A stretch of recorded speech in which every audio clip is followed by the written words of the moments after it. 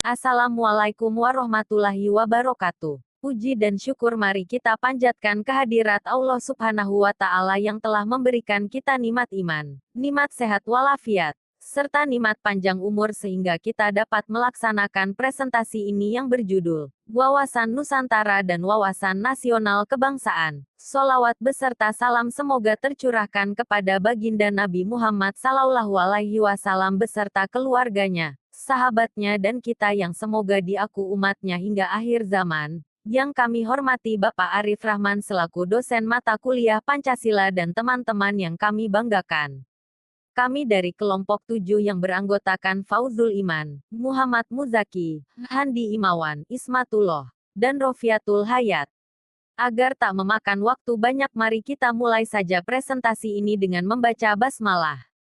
Materi yang akan disampaikan yaitu pengertian wawasan Nusantara, yang akan dipresentasikan oleh Fauzul Iman. Lalu, wawasan Nusantara dalam perundang-undangan negara, yang akan dipresentasikan oleh Muhammad Muzaki. Lalu, ajaran wawasan nasional Indonesia, yang akan dipresentasikan oleh Handi Imawan. Lalu, latar belakang filosofis wawasan Nusantara, yang akan dipresentasikan oleh Ismatullah. Dan implementasi wawasan Nusantara dalam kehidupan nasional, yang akan dipresentasikan oleh Rofiatul Hayat. Silahkan ada yang mau bertanya. Lupa materinya belum disampaikan hehehe. Oke mari kita simak materi yang akan disampaikan.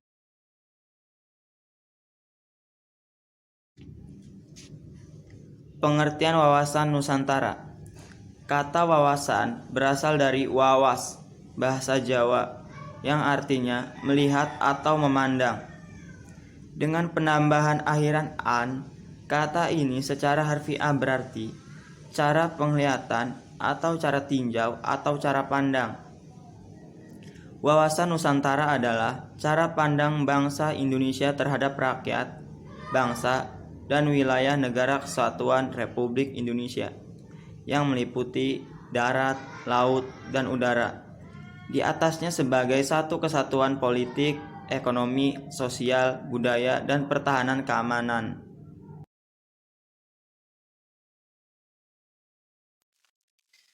Wawasan Nusantara dalam perundang-undangan negara memiliki dua landasan, yaitu landasan idil yang berdasarkan Pancasila dan landasan konstitusional yang berdasarkan UUD 45. Landasan idil yang berdasarkan Pancasila. Pancasila telah diakui sebagai ideologi dan dasar negara yang terumuskan dalam pembukaan UUD 45. Pancasila sebagai falsafah, ideologi bangsa, dan dasar negara. Mempunyai kekuatan hukum yang mengikat para penyelenggara negara, para pimpinan pemerintahan, dan seluruh rakyat Indonesia. Oleh karena itu, Pancasila sudah seharusnya dan sewajarnya menjadi landasan idil wawasan Nusantara. Lalu ada landasan konstitusional yang berdasarkan UUD 45. UUD 45 merupakan konstitusi dasar yang menjadi pedoman pokok dalam kehidupan bermasyarakat, berbangsa, dan bernegara. Dengan demikian, UUD 45 seharusnya dan sewajarnya menjadi landasan konstitusional dari wawasan Nusantara yang merupakan cara pandang bangsa Indonesia dalam kehidupan bermasyarakat, berbangsa, dan bernegara. Yang ketiga itu ada ajaran wawasan nasional Indonesia. Poin yang pertama itu paham kekuasaan Indonesia. Bangsa Indonesia cinta damai, akan tetapi lebih baik cinta kemerdekaan. Poin yang kedua geopolitik Indonesia. Indonesia menganut archipelago concept atau negara kepulauan. Dasar pemikiran wawasan nasional Indonesia. Poin yang pertama itu pemikiran berdasarkan falsafah Pancasila. Wawasan nasional Indonesia merupakan pancaran dari Pancasila. Yang kedua, pemikiran berdasarkan falsafah Pancasila. Wawasan nasional Indonesia merupakan pancaran dari Pancasila. Yang ketiga, pemikiran berdasarkan aspek kewilayahan. Wilayah Indonesia pada saat merdeka masih didasarkan pada peraturan yang dibuat oleh Belanda, yaitu teritorial ZN.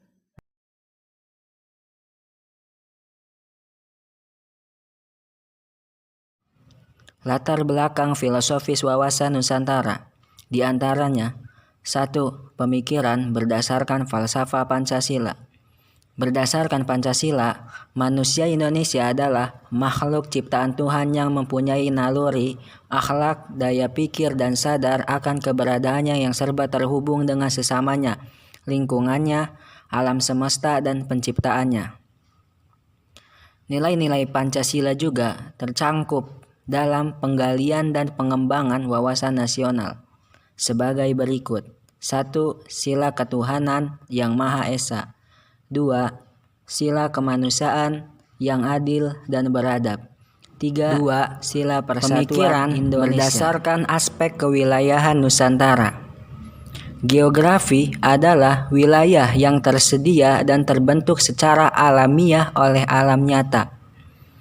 Deklarasi ini menyatakan bahwa bentuk geografis ini negara kepulauan yang terdiri atas ribuan pulau besar dan kecil dengan sifat corak tersendiri. 3. Pemikiran berdasarkan aspek sosial budaya.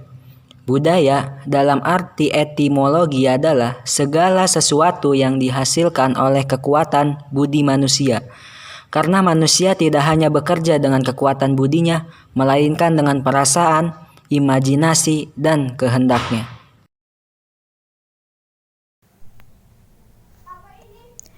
Implementasi wawasan Nusantara dalam kehidupan nasional, diantaranya dalam kehidupan politik, seperti pelaksanaan kehidupan politik yang diatur dalam undang-undang, seperti Undang-Undang Partai Politik, Undang-Undang Pemilihan Umum, dan Undang-Undang Pemilihan Presiden.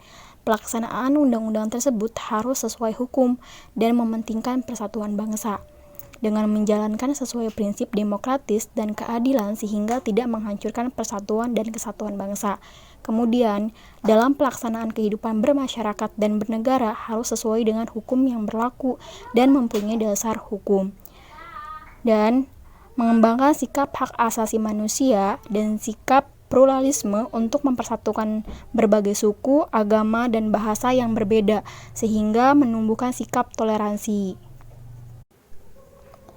Dalam kehidupan ekonomi, seperti wilayah Nusantara mempunyai potensi ekonomi yang tinggi seperti posisi khatulistiwa, wilayah laut yang luas, hutan tropis yang besar, hasil tambang dan minyak yang melimpah, serta memiliki penduduk dalam jumlah cukup besar. Maka lebih berorientasi pada sektor pemerintah, pertanian, dan perindustrian. Dan pembangunan ekonomi harus memperhatikan keadilan dan keseimbangan antar daerah. Oleh karena itu, adanya otonomi daerah dalam menciptakan upaya dan keadilan ekonomi.